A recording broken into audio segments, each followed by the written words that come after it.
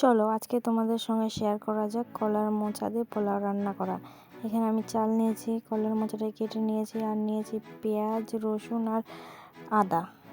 তারপর আমি চালটাকে ভালো করে ধুয়ে নেব। ধুয়ে নেওয়ার পর সেই আগের পদ্ধতিতে এখানে আমি কলার মোচাটাকে ভাপ দিয়ে নেব।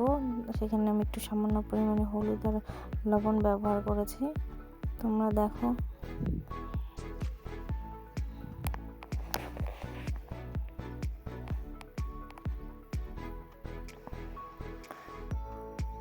ভাপ দেওয়া হয়ে গেলে এটাকে আমি নামাই নেব। নামাই নেওয়ার পর এখানে আমি কড়াইতে তেল দিয়ে সেই পেঁয়াজ, রসুন আর বেটে রাখা আদাটা এর মধ্যে দিয়ে দেবো।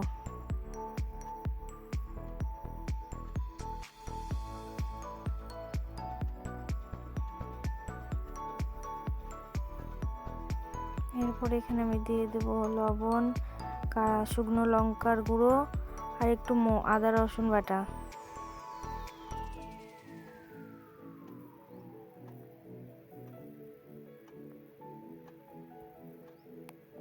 এরপর আমি চালটা এর মধ্যে দিয়ে দেব।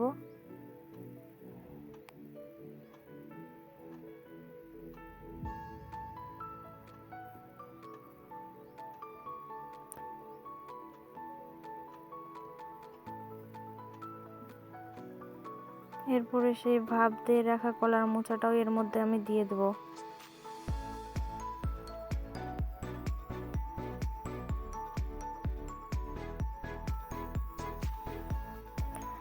দুটোকে ভালো করে মিক্সড করে ভালো করে তেল দিয়ে ভেজে নিতে হবে।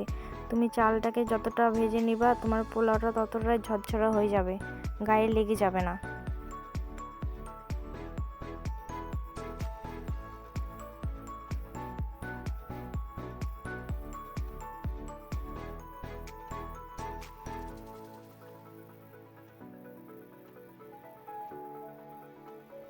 তারপরে এখানে তোমরা পরিমাণ মতো জল দিয়ে চালটাকে সেদ্ধ করে নিতে হবে।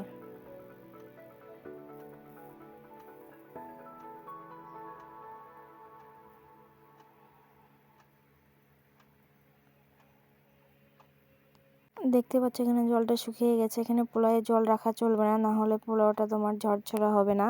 তো দেখতে পাচ্ছ এখানে আমার পোলাওটা হয়ে এসেছে, আমি এখন নামাই নেব। দেখতেও যতটা সুন্দর হয়েছে খেতেও খুব সুন্দর, তোমরা বাড়িতে বানায় খেতে পারো।